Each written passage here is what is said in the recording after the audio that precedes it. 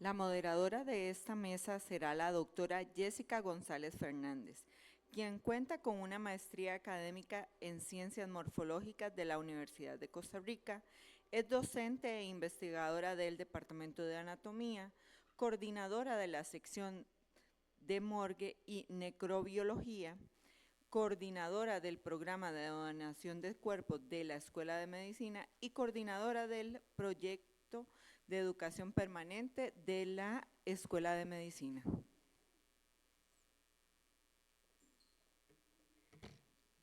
Muy buenas tardes.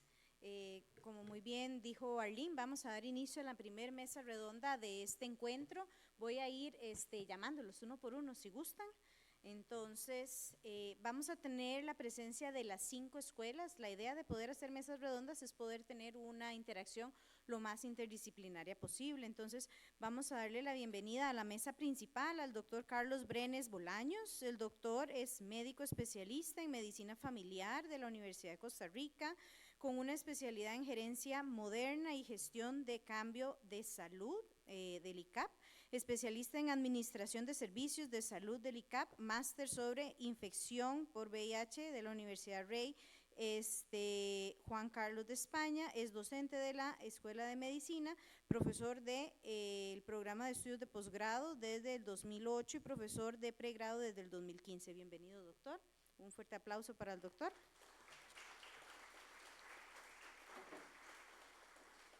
Damos la bienvenida a la mesa principal a Mariela Rodríguez Valerio. Mariela es licenciada en enfermería con un máster profesional en enfermería ginecológica, obstétrica y perinatal.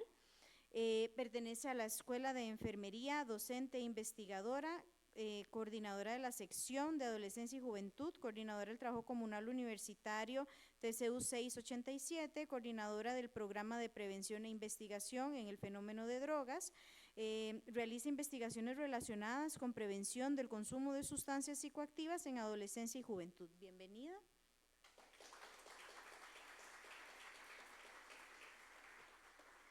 Damos la bienvenida a la mesa a Ofelia Flores Castro, licenciada en nutrición de la Universidad de Costa Rica, con una maestría en nutrición y alimentos, mención, promoción de la salud, prevención de enfermedades asociadas a la nutrición, Instituto de Nutrición y Tecnologías de Alimentos, INTA, de la Universidad de Chile. Es profesora de la Escuela de Nutrición, es una nutricionista con más de 15 años de experiencia en el área clínica y promoción de la salud materno-infantil, docente investigadora de la Escuela de Nutrición de la Universidad de Costa Rica. Bienvenida.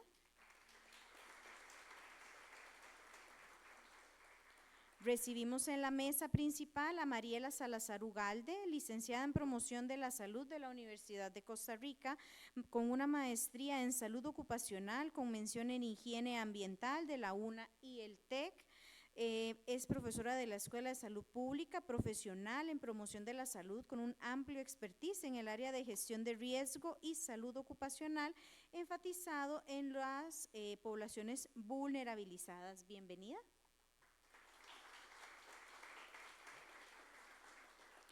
Damos la bienvenida por último a Diana Fallas Rodríguez, con una Diana es de la Escuela de Tecnologías en Salud, cuenta con una maestría por la Universidad Nacional de Costa Rica y el Instituto Nacional de Salud Pública de México, con un doctorado de la Universidad Iberoamericana de México. Ella se encarga o se desarrolla en distintas áreas sustantivas de la universidad, actualmente coordinadora académica y de trabajo comunal universitario, docente investigadora para las carreras de audiología y ortoprótesis. Trabaja también en el área de acción social desde el TCU enfocada a la prevención y promoción. Démosle un fuerte aplauso, bienvenida. Y bueno, la mesa redonda que vamos a tratar ahorita es sobre promoción de salud. Exclusivamente el título es Prevención y promoción de la salud mediante el establecimiento de estilos de vida saludable, directrices y prácticas. Entonces, esto va a ser como un conversatorio, vamos a ir haciéndole ciertas preguntas a nuestro panel de expertos y ellos nos van a ir contestando. Y pues después de esta charla que nos dio la doctora Georgina Gómez, ¿verdad? Podemos ir viendo toda esta situación actual y los desafíos que tenemos. Entonces, vamos a iniciar con la pregunta de apertura, que sería: ¿cuáles consideran ustedes que es el desafío más urgente de la promoción de estilos de vida saludable en nuestra sociedad? Vamos a empezar por el doctor Brenes. El micrófono, tienes que encenderlo. Ahora sí. Bueno, buenas tardes a todos. Muchas gracias por la invitación. Hoy traigo algunos temas que yo diría son un poco divergentes en cuanto a las respuestas que hay que dar, porque hay que ser muy claro. ¿Cuáles serían esos desafíos urgentes? Yo creo que para que la casa se pueda ordenar o para que la casa funcione y para que una institución funcione o para que un sistema funcione, tenemos que ordenarlo. Uno de los desafíos que está dado desde mucho más antes, porque había una ley, un decreto que lo derogaron, pero en el 2016 hicieron el nuevo decreto, el 407006, donde involucra todo el Sistema Nacional de Salud, para no dar nombres específicos, y en donde el ente rector, Ministerio de Salud, en lo que refiere a promoción y prevención de la salud, se considera en ese decreto como ente rector y que además va a alinear todos esos procesos con todas las instituciones del Sistema Nacional de Salud. Al día de hoy, entendiendo que la pandemia fue un alto a cualquier situación de estas, al día de hoy no existe un proceso, un hilo conductor que nos haga o que toda la caja o que sea que la prestadora de servicios o sea el Ministerio de Salud o sea, como lo dice el decreto claramente, todo el Sistema Nacional de Salud, estén coordinados, hablados y trabajando en la misma sincronía. Entonces, cada quien, y he hecho varias preguntas para llegar a esta mesa, a diferentes directores de diferentes áreas rurales, más cerca de la GAN y de la GAM, y cada quien hace lo que puede con lo que tiene. Entonces, no existe un hilo conductor. Entonces, yo creo que el desafío más grande es, si nosotros publicamos un decreto, porque creo que es algo que fuera de cualquier situación política, es cierto, existen muchísimos decretos y leyes, pero no los aplicamos. Entonces, si ya existe un decreto, pongámonos en orden para poder cumplir ese decreto. Entonces, ese trabajo en red. Lo otro es definir un presupuesto con el cual se va a trabajar. Nosotros somos ya miembros de la OCDE prácticamente, ¿ok? Y nosotros estamos obligados, y creo que eso es una gran ventaja, a definir cuál es el presupuesto que vamos a gastar en prevención y promoción de la salud. Les doy a manera de ejemplo datos que el promedio de presupuesto que se gasta en salud es el 2.8% promedio. Pero hay países como Holanda, que lo acaba de hacer, 7.6%, Canadá 4% y otros 5%, 4%, Inglaterra, Estados Unidos. Realmente, el otro gran reto que tenemos, y que aquí lo acaba de mencionar la doctora cuando hizo la exposición, es que, bueno, ¿dónde empieza la prevención y la promoción de la salud? Empieza en la casa, cuando el niño nace. Ahí, aprendiendo de los papás. Y ahí vienen todas estas teorías que yo conozco y la parte obesogénica y la parte que no es solamente, hay una situación de ambiente, entonces empiezan a casa, pero es un eje transversal, el mismo decreto lo dice, a través del Ministerio de Educación Pública, desde que está en el kinder, la escuela, hay que educarse, es un proceso. Y lo otro es que no vamos a ver resultados a corto plazo, que no se pueden ver resultados a corto plazo porque eso es un proceso, pero tenemos que seguir ese proceso y lamentablemente es de decir que promotores de salud contratados por la institución, prestadora de servicios, que en este caso es la caja, hay muy pocos, según el último dato que me pasaron 19, y realmente no a pesar de que están las reglas escritas, no se siguen. Entonces, el principal reto es ordenar la casa. Si no ordenamos la casa, realmente no vamos a lograr metas, porque cada quien está trabajando por su lado, cuando debería existir un hilo desde la parte rectora. Muchas gracias, doctor. La máster Rodríguez, desde su expertise.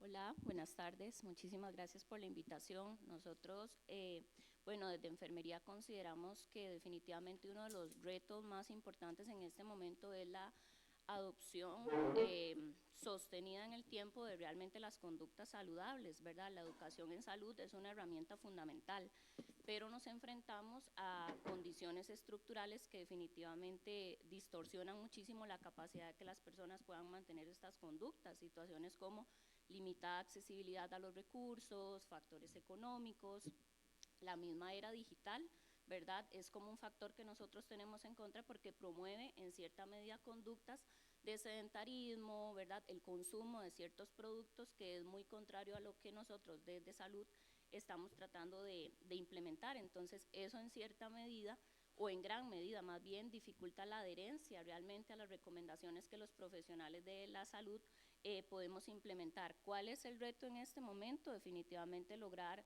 una promoción de la salud que sea un proceso muchísimo más participativo, más equitativo y más contextualizado para cada una de esas personas, ¿verdad?, con las que nosotros trabajamos. Y desde enfermería, en realidad, el reto radica principalmente en sí, crear herramientas, ¿verdad?, y estrategias, pero que sean herramientas y estrategias que respondan realmente a las realidades y contextos de las personas con las que nosotros podemos llegar a trabajar, ¿verdad? Entonces, en ese sentido, incluso, bueno, ¿cómo estamos en Costa Rica con las personas que no tienen acceso a un lugar seguro para hacer ejercicio? Desde ese momento, ¿verdad? O cómo estamos con el acceso realmente a consumir alimentos saludables, ¿verdad? Porque entonces, desde este lado es a veces muy fácil o sencillo decir, bueno, esta es el plan de alimentación adecuado y balanceado, pero ¿cuánta población en Costa Rica tiene capacidad de acceder a ese plan balanceado y adecuado de alimentación? Entonces creo que es mucho ponernos, ¿verdad?, a analizar realmente cuáles son todos esos factores de desigualdad que realmente están jugándonos a nosotros en contra en esta promoción y educación que estamos tratando de implementar. Muchísimas gracias. La máster Ofelia Flores. Muy buenas tardes. Complementando a lo que las personas de la mesa exponen, nosotros en nutrición y bueno, con los estudios, las prácticas, con los cursos y demás, hemos visto que si el entorno no es facilitador de una adecuada alimentación, de hacer actividad física, de nada, digamos, sirve, por decirlo así, que tengamos una recomendación muy puntual, muy clara, ¿verdad? Si este entorno, ¿verdad?, un entorno alimentario, un entorno de actividad física que promueva la salud mental, no vamos para ningún lado. Nosotros hemos visto, por ejemplo, que es fundamental, como lo decía el doctor, que, por ejemplo, el entorno familiar, ¿verdad?, apoye los hábitos de alimentación, el entorno escolar o educativo, ¿verdad? Y estamos teniendo muchísimos problemas a nivel país porque estamos a la deriva, ¿verdad? Como mencionaban antes, no hay un seguimiento, un monitoreo, una evaluación de estos entornos y entonces pues se pierde, ¿verdad?, como todas las iniciativas, todas las leyes y demás que están, ¿verdad?, si no hacemos pues trabajo conjunto. Entonces definitivamente el desafío principal es no dejar a las personas solas, ¿verdad?, a las comunidades solas, sino que esos entornos sean facilitadores para promocionar hábitos de alimentación saludables, pero también de actividad física, salud mental y otros pues, ¿verdad?, puntos importantes para el desarrollo humano. Muchas gracias. La máster Salazar, desde la perspectiva de salud pública. Muchas gracias. Me parece realmente importante, o voy a empezar diciendo, digamos, lo que me parece a mí concentra este reto, y es pertenencia. Pero sin embargo, retomando un poco lo que decían los compañeros presentes en la mesa, El doctor Brenes decía que está totalmente fragmentado, ¿verdad? Y trabajamos, como quien dice, con las uñas, ¿verdad? En los diferentes áreas de salud, etcétera. Entonces, la política no está rindiendo los frutos que se requieren. ¿Cómo se planteó esa política? ¿A quién tomaron en consideración? ¿Verdad? Porque realmente si yo no siento que pertenezco a algo que me están planteando, no voy a efectuar, digamos, los cambios que se requieren o no voy a tener ese interés. Posteriormente ya, digamos, a un nivel más micro, ¿verdad? Como lo han mencionado Mariela y Ofelia, los espacios donde los cuales las personas se desempeñan, ¿qué tanto, cuál es ese contexto, ¿verdad? ¿Cuáles son los determinantes sociales que están permeando la salud de esas personas? Y muy relevante me parece tomar en consideración para fortalecer esta pertenencia,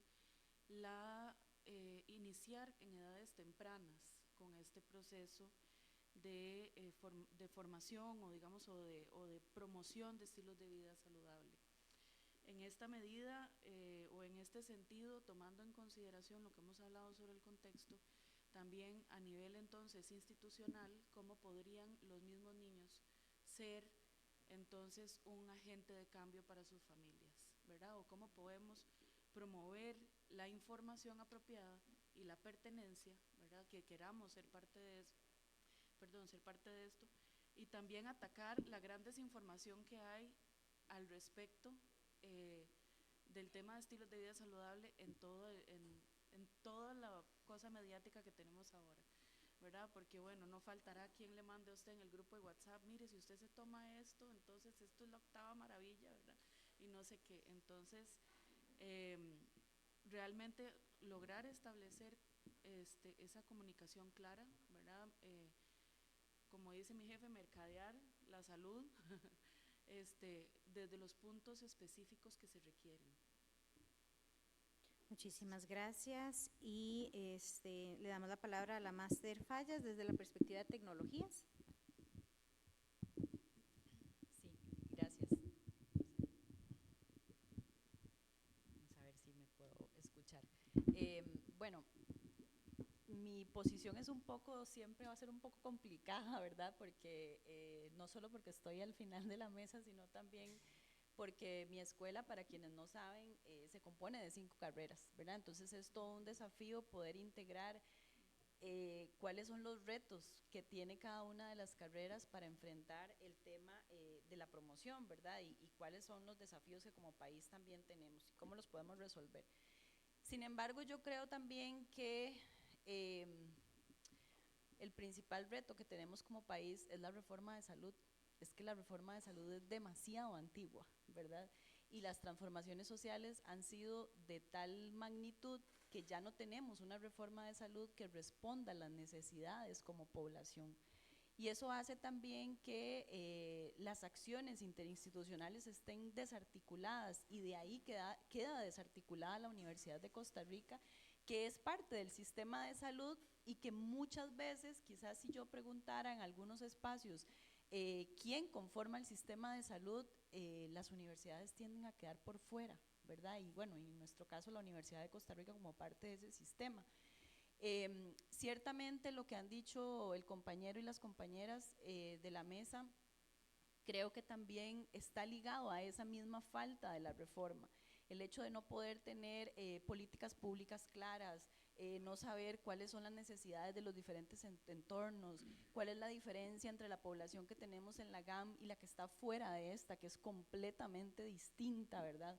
Eso hace que trasciendan los planes de estudio la desarticulación con esas necesidades y nos deja también como universidad un poco fragmentados, porque entonces no tenemos desde afuera las demandas como universidad y como centro formativo en salud, recordando que la universidad es la única universidad que forma en salud, ¿verdad? Entonces yo creo que parte de los retos justamente nacen desde ahí. Yo, bueno, formo parte de un curso de proceso socioeducativo y muchas veces las discusiones que hacemos es que claramente aquí hay gente muy joven también, ¿verdad?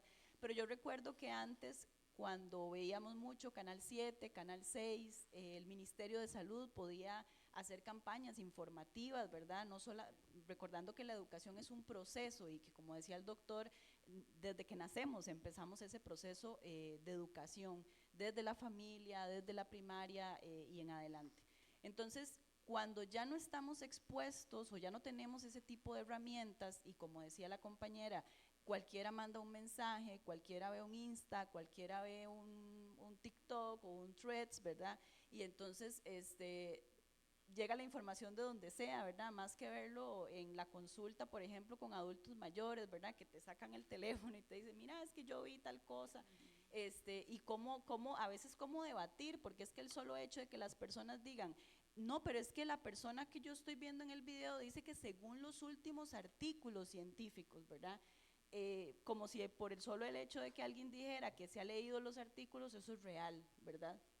Entonces, creo que todo al final viene desde ahí. Si tuviésemos una reforma de salud donde la caja pueda definir claramente cuáles son sus acciones, que no sean decisiones de turno, ¿verdad? Políticas que están, no tengo que hacer referencia a la situación de la caja en este momento, donde el Ministerio de Salud realmente tenga una participación activa como rector en lo que le fue delegado desde mediados de los 90 y que nunca pasó el presupuesto a la caja y demás contradicciones.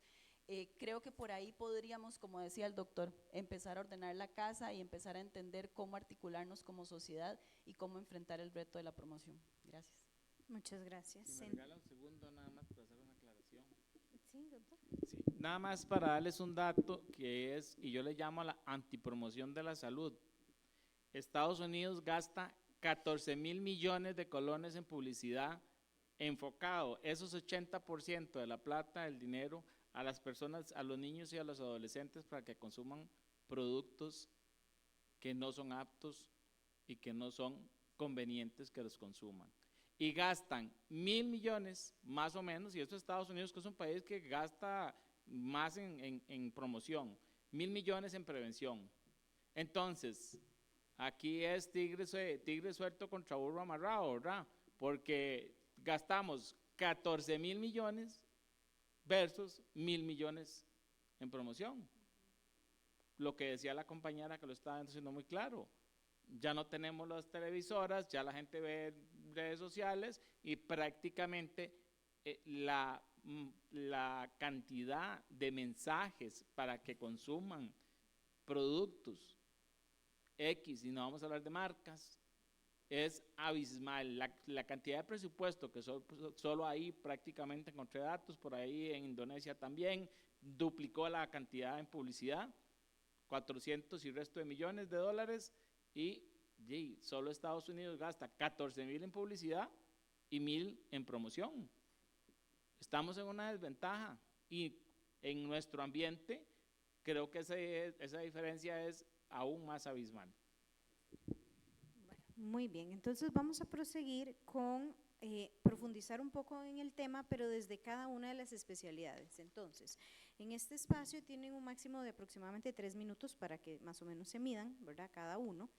En donde nos puedan decir a todos los presentes, por ejemplo, desde la parte médica, doctor, ¿qué estrategias de prevención primaria considera más efectivas para aplicar en la consulta diaria de primer nivel de atención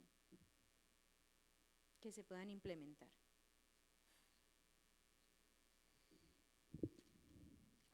Ok, vamos a ser claros que si queremos ver estrategias de prevención y qué estrategias queremos implementar, nos podemos ir al Instituto Nacional de Salud de Inglaterra y encontrar estrategias aprobadas y comprobadas que muy probablemente se pueden tropicalizar.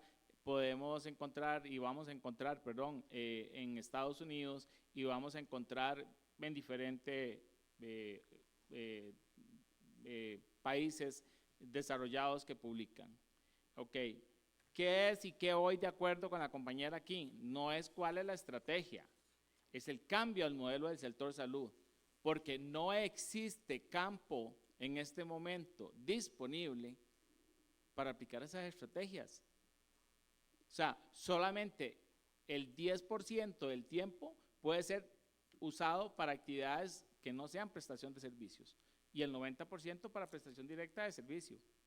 Entonces, vamos a lo que decía, y la compañera fue muy clara ahora lo que decía, es que si el modelo de salud no se adapta a las circunstancias actuales, no podemos. Entonces nosotros deberíamos estar por lo menos con un 15%, con un presupuesto del gasto en salud, que en atención primaria es de un 39%, más o menos llegando al 40%, por lo menos un 5% de ese presupuesto gastado en promoción y prevención. Entonces, tener gente con tiempo para eso, citar a la persona que ya está en sobrepeso para evitar que no llegue a ser obesidad y por ende todas las demás enfermedades. Entonces, eso para mencionar un ejemplo y el tema que venía ahora a colación, ¿verdad? Tener consultas que se enfoquen plenamente en prevención y promoción. O sea, ya dejar de tratar la enfermedad y entonces citar al paciente para dar prevención y promoción. Sí, se harán algunas cosas, se hace vacunación, el niño sano se cría, sí, pero algunas cosas muy fragmentadas, pero si no hay un cambio en el modelo del sector de salud, no podemos hacer nada. La otra que lo decía la doctora ahora que expuso obesidad es el cambio en la legislación, promover estilos de vida saludables y regular los aspectos de globalización. Yo no sé si se dieron cuenta, pero si no me equivoco, Nueva Zelanda o Australia, algunos de los dos o los dos, le dijeron a las redes sociales, ustedes a partir de ahora, para que operen en nuestro país, por ley, que fue publicada, son los responsables de certificar que las personas tengan más de 16 años, ya no son los papás, son ustedes como operadores. Nosotros tenemos aquí muchísima invasión y globalización sin ningún tipo de regulación sanitaria, con un impacto gravísimo a la salud pública que la estamos pagando todos con los impuestos. Realmente ahí es donde está el problema. Si no hay un cambio en el modelo, no hay forma de aplicar ninguna estrategia. O sea, es muy poco lo que se puede hacer. Muchas gracias, doctor. Ahora, desde la perspectiva de nutrición, en este mundo lleno de información contradictoria, como lo han venido diciendo, ¿verdad? ¿Cómo podríamos educar a la población para que tome decisiones alimentarias informadas, sostenibles a largo plazo? Tal vez quisiera empezar indicando que la información por sí sola no transforma comportamientos o hábitos. Entonces, de ahí que es muy importante que el comportamiento alimentario, ¿verdad?, se modifica cuando varían las actitudes hacia los alimentos y los estilos de vida. Nosotros tenemos, bueno, como parte de las estrategias de promoción de la salud, la educación para la salud, es una educación a nivel poblacional, ¿verdad? Pero en la Escuela de Nutrición específicamente, por más de 20 años, hemos estado trabajando un método que es la educación nutricional grupal interactiva, y quisiera tratar de citarla acá, porque la hemos empleado en escenarios de población menor de edad, de adultos mayores, ¿verdad?, familiar, comunitario, y nos ha dado grandísimos resultados porque esa educación está centrada en la persona. La información o la educación que tenemos actualmente va masiva, ¿verdad? No tiene como tal vez una intención pedagógica, pero en el caso de la escuela, cuando trabajamos con la población, cuando trabajamos con los grupos, cuando trabajamos con las familias, específicamente también con el paciente, con el tú a tú, nos ha funcionado muchísimo este método porque, repito, es una educación apegada a la realidad, ¿verdad? Es una educación que es motivadora, ¿verdad? Porque parte de ese cambio tiene que estar permeado por la motivación. También tiene que estar basada, ¿verdad?, en evidencia, pero en evidencia país, ¿verdad? Por ejemplo, las guías alimentarias, debemos de educar en educación nutricional con base en las guías alimentarias. En el año 2022 se hizo todo un esfuerzo por actualizar las guías, ¿verdad?, para que fueran pertinentes a la epidemiología de este país y no necesariamente se utilizan como una herramienta de educación. Y tal vez para contextualizar.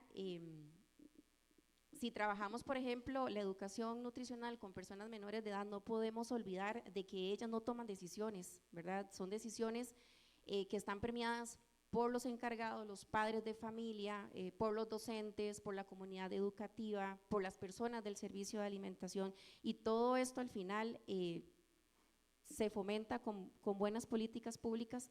Entonces, la educación no es solamente dar información, sino es todo un proceso, ¿verdad?, de transformación donde convergen todas estas aristas que he mencionado. Muchas gracias. Desde el rol de la enfermería es fundamental en la educación y el seguimiento, toda esta parte de educación que hacen a la población. ¿Cuáles cree usted, doctora, que son las herramientas y los enfoques más exitosos que puedan utilizar para motivar a los pacientes a mantener estos cambios saludables?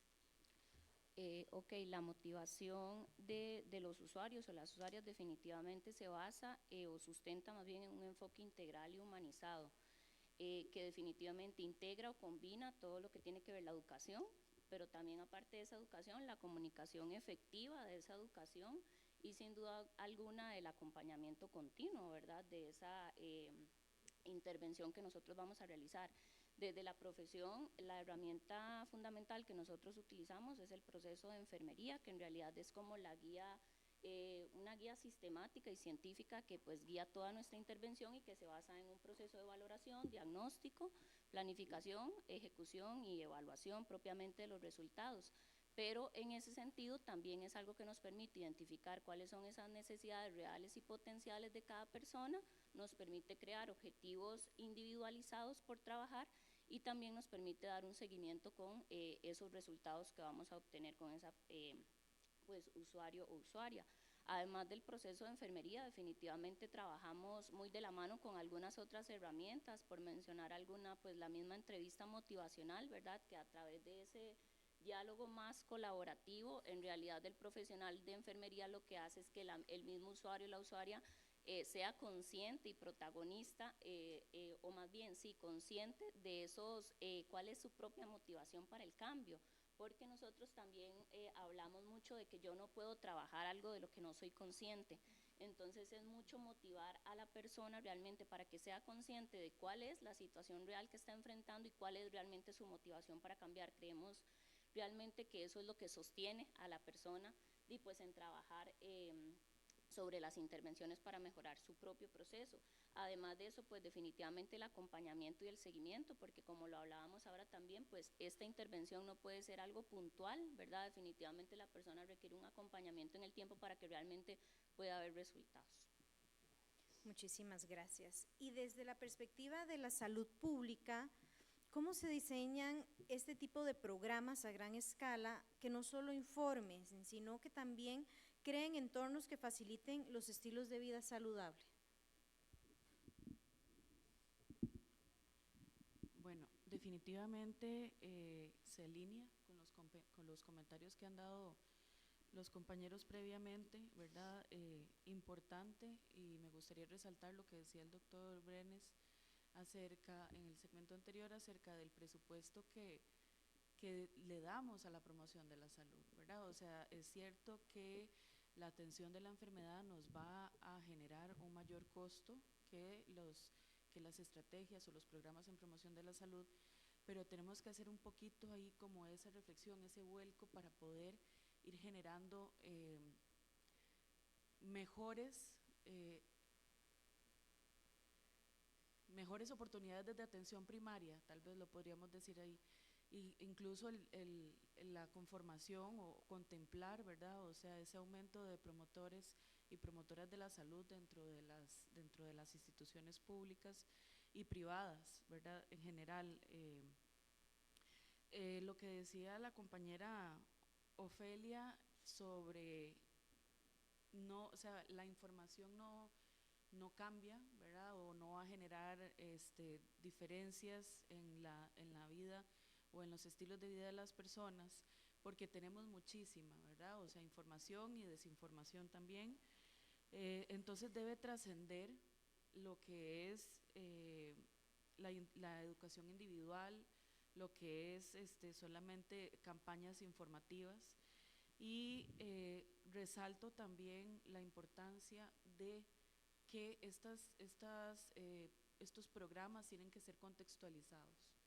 No es lo mismo en una comunidad urbano marginal, no es lo mismo en una comunidad rural, no es lo mismo en una comunidad donde los recursos, digamos, son más, tienen mayores oportunidades o recursos las personas. Entonces, es definitivamente uno de los factores a tomar en consideración. No hay una receta para todas las personas. Esto debe hacerse, bueno, desde el punto de vista de salud pública, que trabajamos más en el término comunitario o en el término, ¿verdad?, poblacional, tomando en consideración el contexto en el cual las personas se están desarrollando y cuáles son las oportunidades que han tenido y que se pueden promover. Muchísimas gracias. Y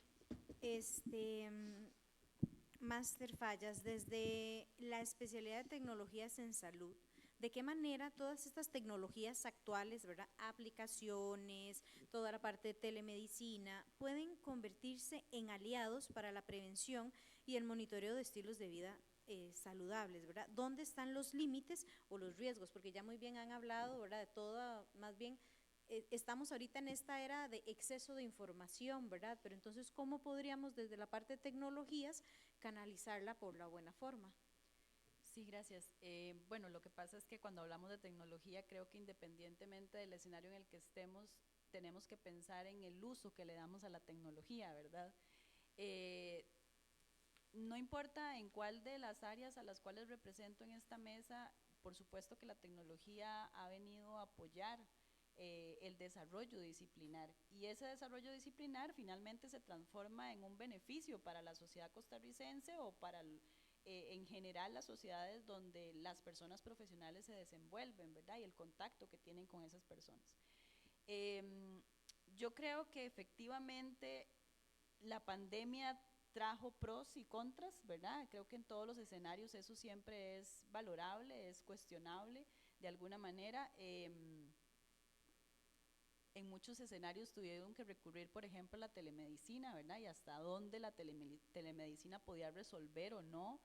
La teleaudiología, por ejemplo, en el caso de nuestra escuela, que nos vimos forzados a hacerlo, tal vez lo habíamos pensado, pero no nos habíamos, no habíamos incursionado en eso y bueno, tuvimos que hacerlo sí o sí.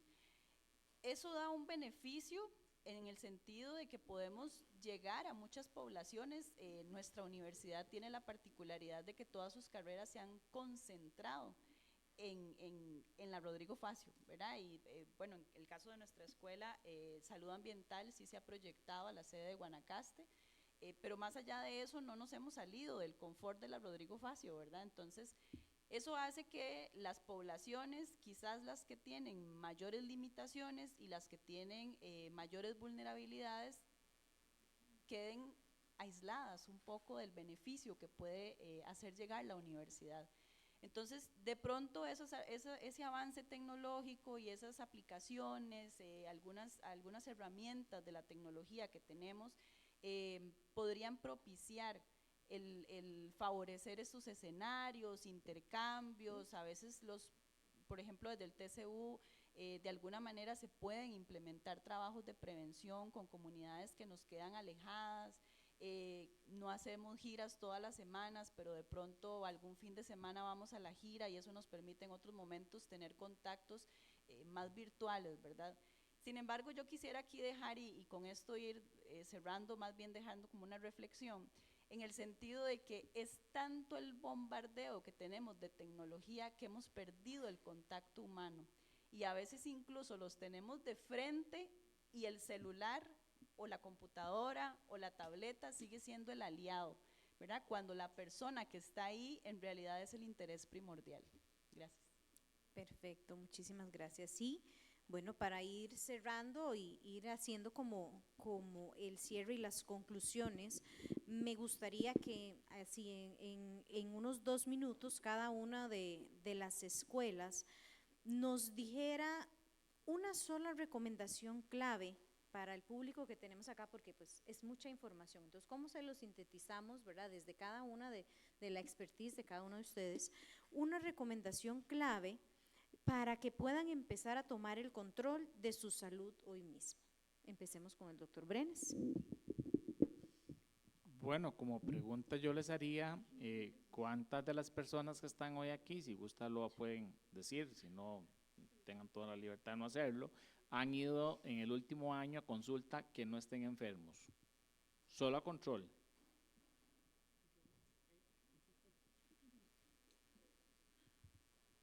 ¿Ok? Y estamos en una escuela de medicina, ¿verdad? Y hay un porcentaje de personas que no han, digámosle, acudido eventualmente a una. Entonces, el momento es ahora. No espere a estar enfermo. Hágalo antes. Esa es la recomendación que yo le haría. No espere a que, como le digo yo a mis pacientes, ¿ya para qué?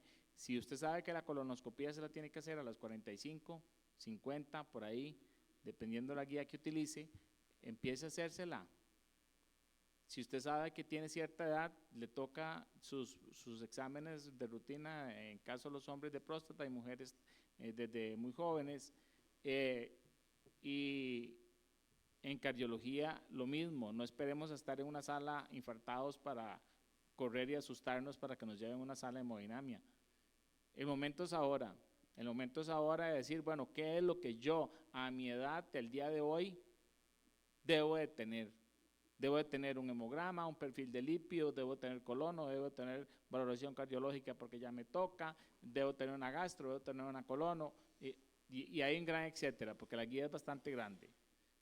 Entonces, eso es lo que yo les diría a cada uno de ustedes, es que nos preguntemos qué es lo que nos toca de acuerdo al grupo etario realizar. Y por supuesto, si aparece algo diferente, pues corresponde también tratárselo. Pero eso yo sería la recomendación más grande que le daría. No esperen a estar enfermos. No. Muchas gracias. Máster Rodríguez.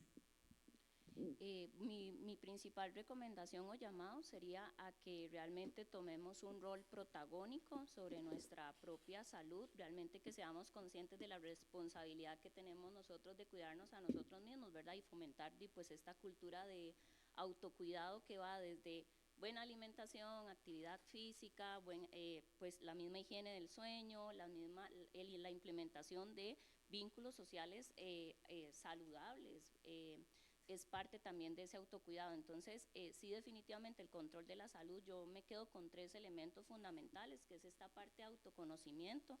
Realmente nosotros podemos identificar cuáles son aquellos hábitos que están o perjudicando o beneficiando mi bienestar.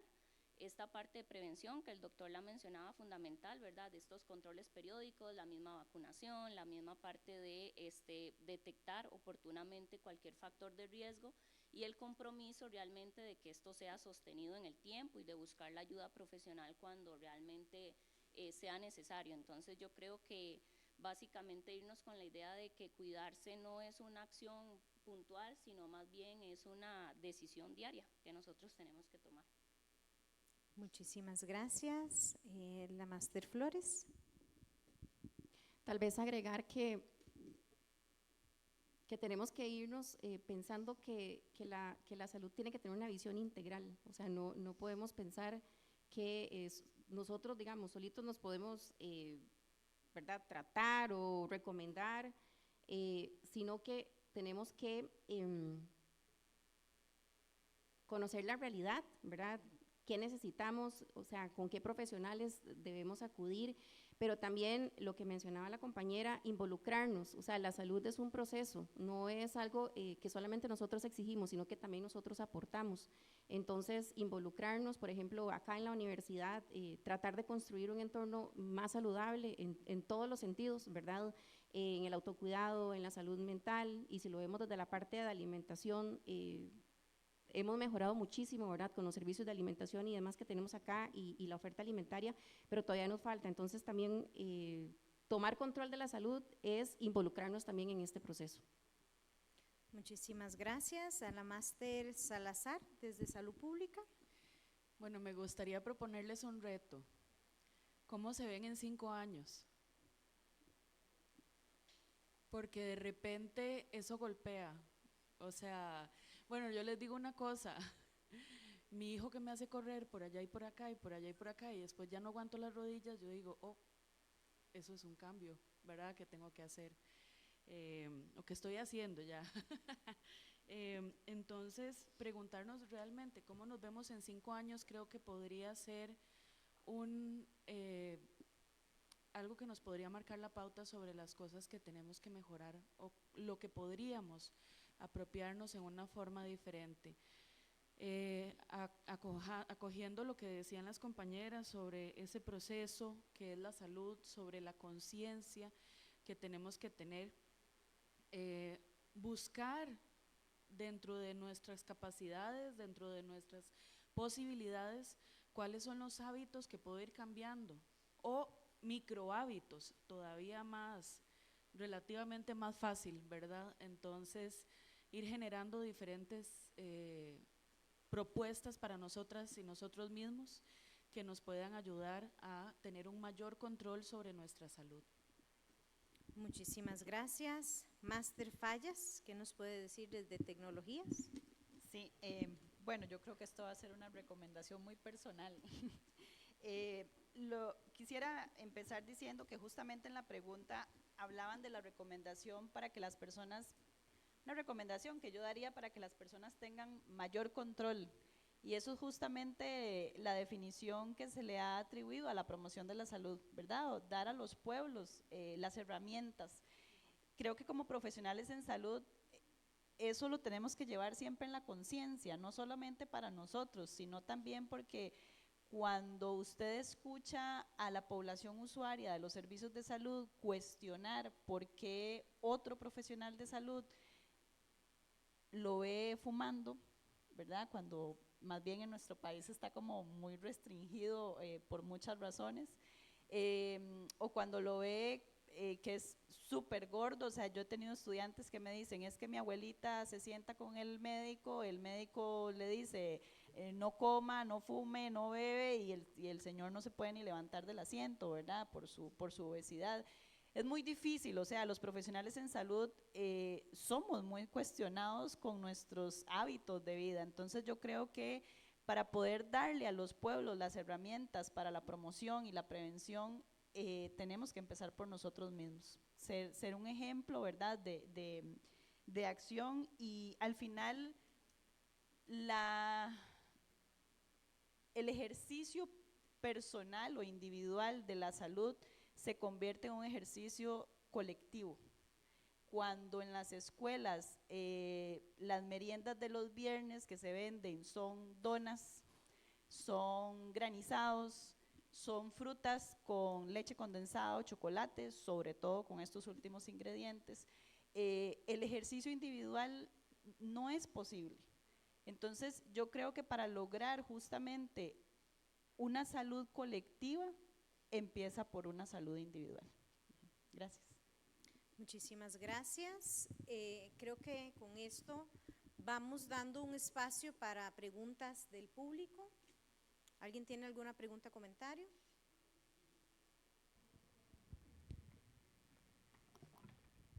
Yo les tenía una pregunta a todas las escuelas.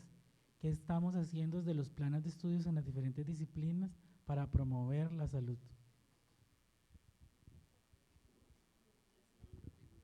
El que quiera empezar o la que quiera empezar. ¿Qué estamos haciendo desde las diferentes escuelas para promover la salud?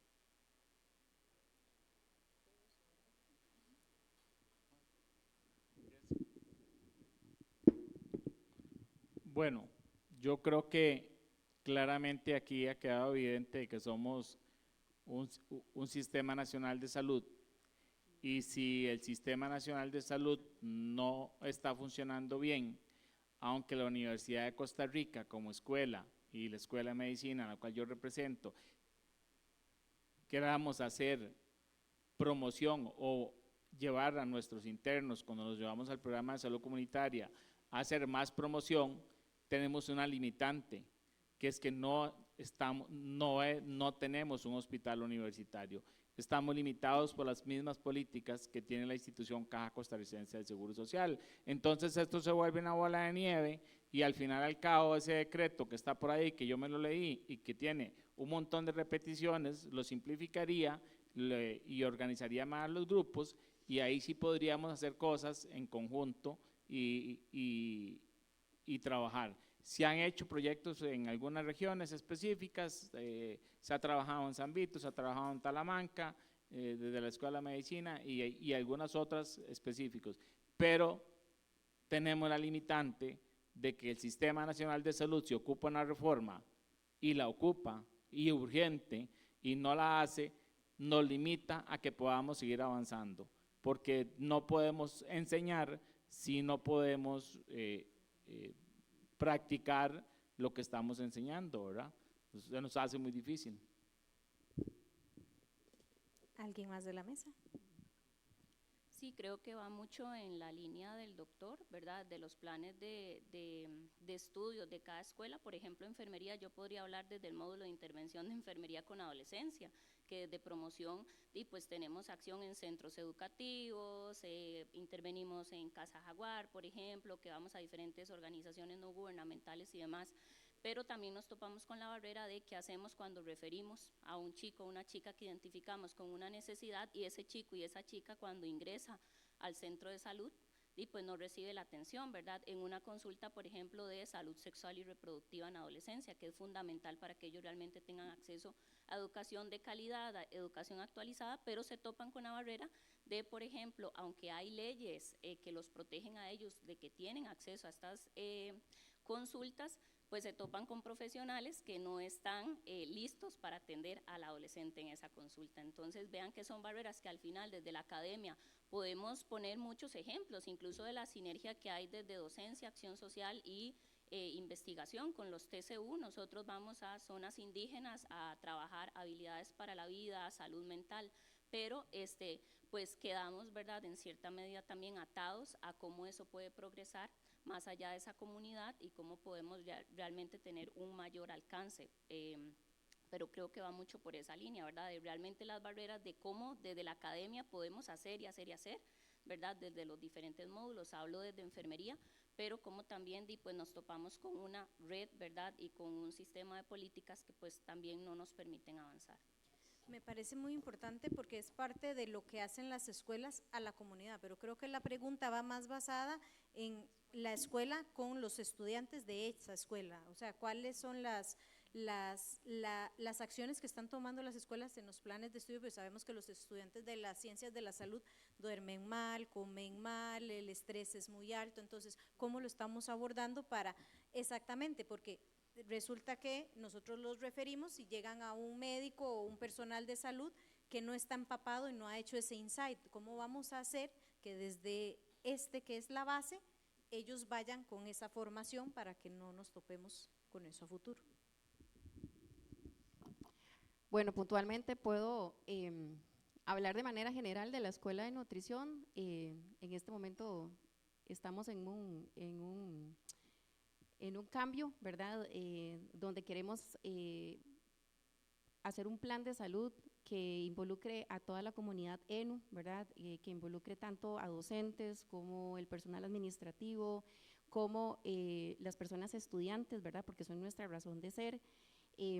Normalmente en los cursos lo que hacemos es valorar, ¿verdad?, o sea, espacios de pausas activas, momentos de desconexión, porque definitivamente encontramos estudiantes muy, muy agotados y lo que tratamos de hacer es que la carga académica, ¿verdad?, hasta cierto punto sea armoniosa, ¿verdad?, con estos descansos y demás, pero tal vez podría como ejemplificarlo, como les mencionaba, con un plan de salud que queremos que sea un plan de salud integral, ¿verdad?, que nos permita a toda la comunidad ENU hacer pausas activas, ejercicio, tener estos espacios de convivencia, ¿verdad?, para apoyarnos.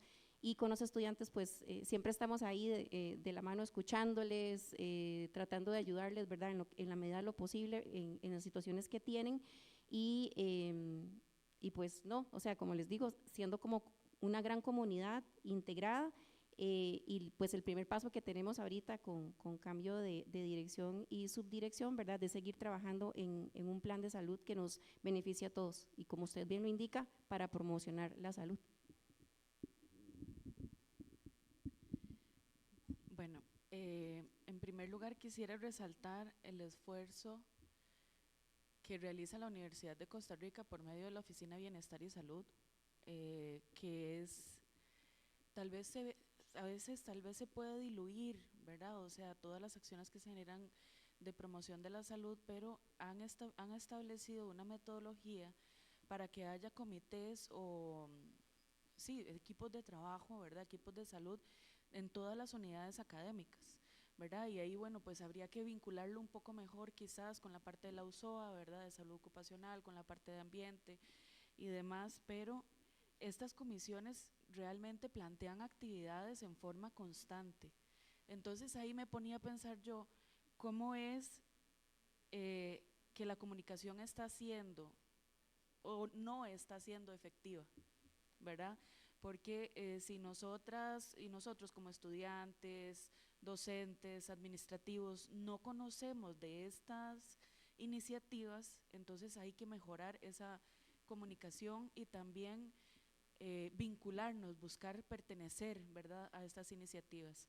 A menudo pasa también que de repente sabemos que hay actividades, pero no tomamos el tiempo.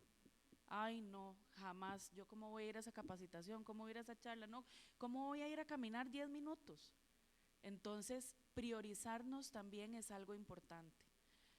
Dentro de ese mundo loco de la academia, ¿verdad? Que yo sé, como decía ahora la compañera, no comen o no duermen o comen mal, ¿verdad?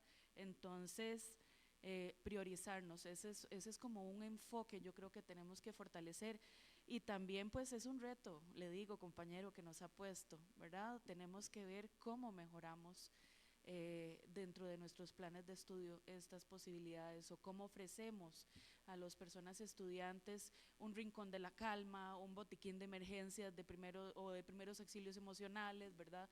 Que es algo que ciertamente se ha visto muy permeado, que no lo hemos tocado directamente como parte del estilo de vida, pero que es en sí, ¿verdad?, dentro de esa integralidad que somos, algo importante de tratar.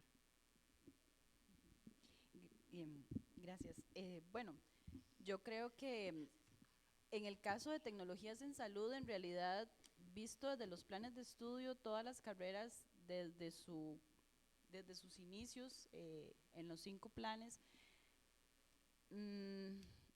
siempre hemos tratado de abordar la promoción de la salud, la prevención, la formación de nuestras personas estudiantes en esas áreas, ¿verdad? Creo que en este momento no hay ninguna de nuestras 5 carreras que no haga algo vinculado a comunidad, ¿verdad? El hecho de tener a salud ambiental en Guanacaste me parece una gran incidencia en este sentido, por cuanto Guanacaste tiene limitaciones no solo de recursos naturales, sino también mucho problema territorial que finalmente se convierte en un problema de calidad de vida. Entonces, me parece que ir como ampliando esas visiones y bueno, carreras que tienen más de 20 años y que desde sus inicios conciban la parte de prevención y promoción como un eje fundamental en los planes de estudio, bueno, creo que ya nos ayuda un poco, ¿verdad? Sí, por parte de los estudiantes, de todas las personas estudiantes, nosotros tuvimos una gran dificultad hasta el 2018, mediados del 2018, y era que no teníamos edificio. Nosotros salimos de aquí de la Escuela de Medicina hace bastantes años ya, y salimos para una casa, que fue lo que la universidad nos dio en su momento, ¿verdad? Entonces teníamos una casa y ya en ese momento teníamos una infinidad de planes de capacitación en nivel de técnico y ya caminando 3 carreras que eran salud ambiental, terapia física e imagenología.